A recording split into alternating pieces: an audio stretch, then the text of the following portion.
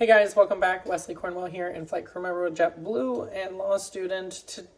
In this video, we are covering Article 19, which is the furlough and recall article. This is a little meaty, but we're going to get through it kind of quickly.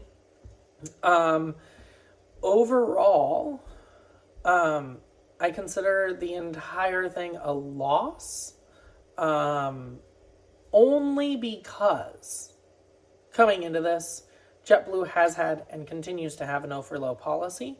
So JetBlue does everything that the company can possibly do to avoid furloughs. As everyone knows, we started right before 9/11 in 2000. We were trying to grow through 2001. We still never furloughed then. We did not have to file bankruptcy, and we came through that strong.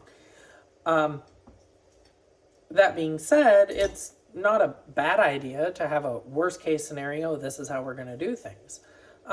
But the fact that we're putting the furlough into writing is kind of a signal that now it's an option in the forefront instead of the worst case scenario. So that's the reason for my rating. We're going to go through it. I'm going to outline the entire thing, and I'll tell you what I think is good, what I think is bad, and why. And so for starters, the entire portion could have been drafted to preserve the no furlough policy, okay? And it could have, by an easy way to do that is say, we're not going to furlough. We're just going to make it an involuntary extended leave with benefits and no pay. Right? But it doesn't matter when you get called back. You'll get called back, okay? But you're still going to be considered employed and keep your benefits. So the goal here is to point out the main benefits of the furlough policy, and so there's no ratings through the rest of the article. And so paragraph A, JetBlue and TWU will meet for 7 days to discuss mitigation options. Does not say that JetBlue must use any of those mitigation options. It just says that they have to discuss them. Okay? Then paragraph B talks about voluntary furloughs. And all it says is that voluntary furloughs will be offered before involuntary furloughs. Okay, great, thanks. They're awarded in seniority order by bid. They are not eligible for furlough pay. And you keep your non-flight benefits through the end of the month that the furlough begins. Then you lose all non-flight benefits. So that would be like your medical, your vision, your dental, all that stuff. So if you begin your voluntary furlough on the first of the month, you keep everything through the end of that month, but then the following month you have nothing, okay? And you continue to have nothing until you get called back, if you get called back. Paragraph C talks about involuntary furloughs. It's the exact opposite of a voluntary furlough. You are told, sorry, we don't need you anymore.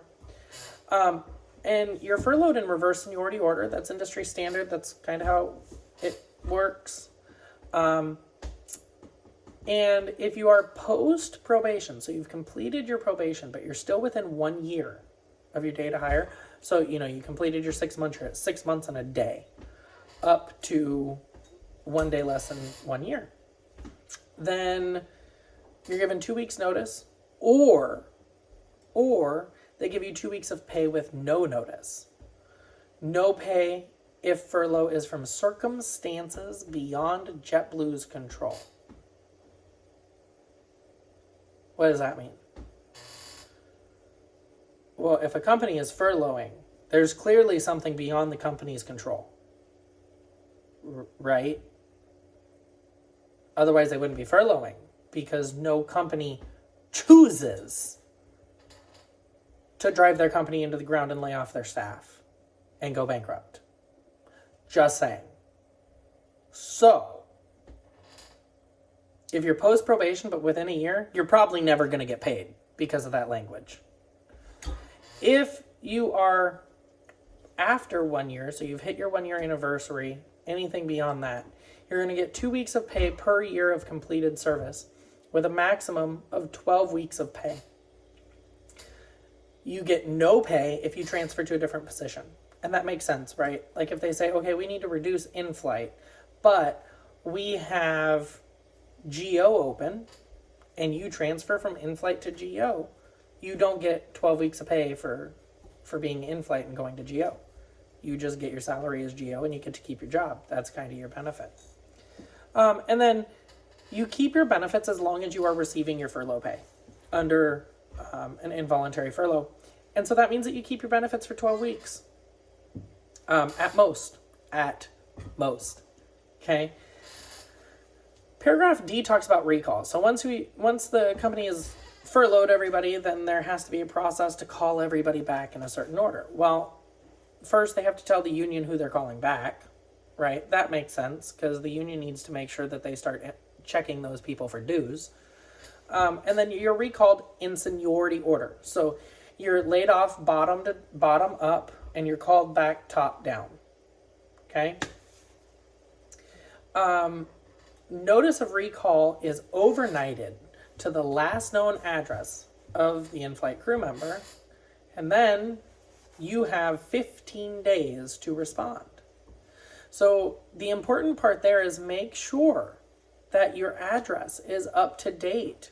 If you get furloughed, make sure that the company has your address so that they can send you a recall letter. Because if you do not respond to that letter within 15 days of receiving it, you are considered to have resigned. Okay? And so if it's, day 25 and you call, sorry, someone else got called back, you can apply when they start hiring again and you start from the bottom.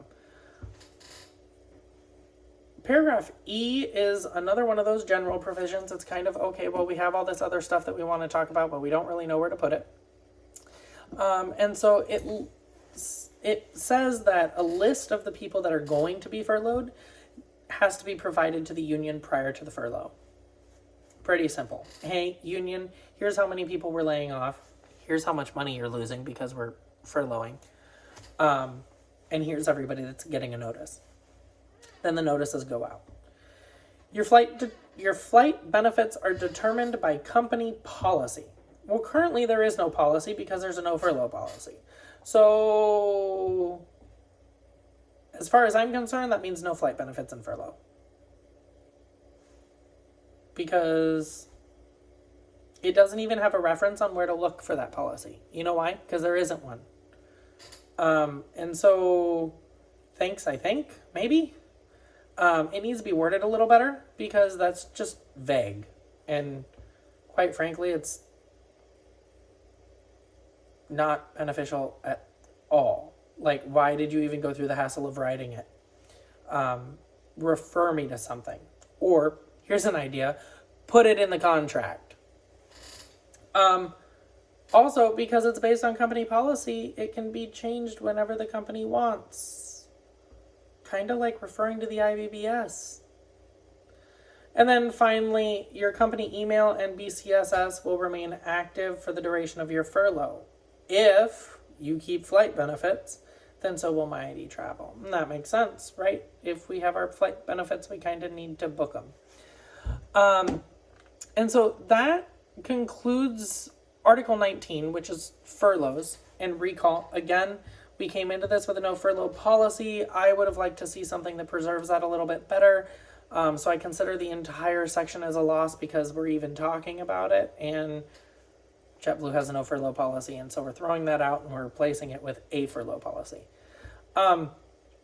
It says how you're going to be furloughed and it says how you're going to be called back. And it says that they have 5 years to call you back.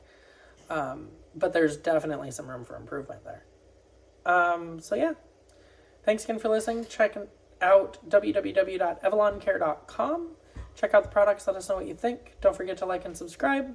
Thanks again for staying with us, and I'll see you in the next video.